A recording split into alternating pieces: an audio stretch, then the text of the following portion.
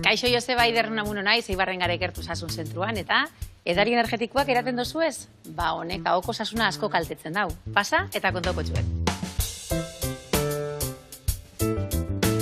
Bueno, edari energetikoak dakauz hemen. Modan jarri dian edarixak, eta askotan osasuntxuak diala edo kirolekintza bat egin da gero, berriz ere biladitxugun mineralak emango dozkuela pentsatzen dugu. Bueno, ba, oso urruti dago hori egitxikan. Hauek zer dauke ura, azukar mordo bat, beste azido mordo bat, zaporia eta koloria emango dituen produktu nahiko toksikuak eta gainera beste kafeina mordo bat. Banaka joango gara aztertzen, baina adibidez, pentsaizue, OMS edo MOEk munduko osasun erakundiak gomendatzen dau pertsona heldu bakoitzak eguneko 25 gramu azukar hartu leikezela gehixenez. Nere ustez hori asko daia, baina jakin hauetako laten erdixak tamaina hori edo kopuru hori hirukoiztu eitzen dabiela. Horrek zezortzen dan hauan, kariesa, txantxarra. Hauetako lata batekin karies pilo bat sortzen gare hauan, eta gainera azukar hori berehala kontsumitzen duen azukar bada, berehala bizko, rematen dozku kriston zubidoia, baina gero beherakada itzela. Eta beherakada hori ematen dozkunean gure gorputzak eskatuko dozkuzen alimentuak edo jakisak ez dia bat ere onak izango. Azukar gehiago eukiko dabe.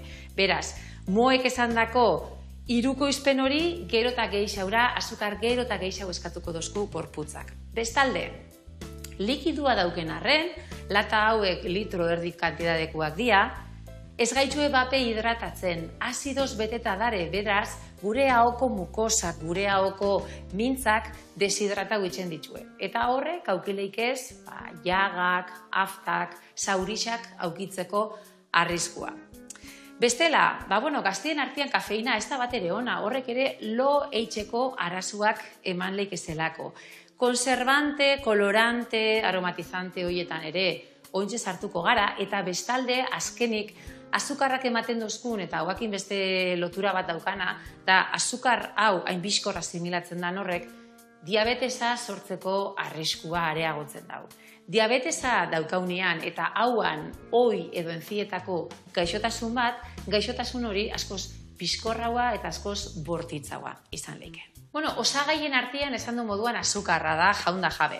Hala ere badare batzuk azukerrauk ez daukela esaten da bienak. Hauek pixo kasu honetan. Bai, azukarra ez dauke bigarren posizioan beste guztien moduan, baina pixkat begiratzen baldin badou, ikusiko dou, hemen jartzen da bela, edulkorante sukralosa. Bai baten eta bai azukarrik ez daukala esaten da ben bestian ere bai, sukralosa. Beste izen bat, baina azukarra. Beste kontu bat izaten da hauek dauzken kolore deigarrixak. Honek adibidez osagai sorpresa 2 dauzka. Eta dia, herrialde askotan debekatuta daren kolorante batzuk dauzkala. Kasu honetan, 102 eta 129, baina beste asko ere badare debekatuta. Bazen ikustera, ze kolore dauken.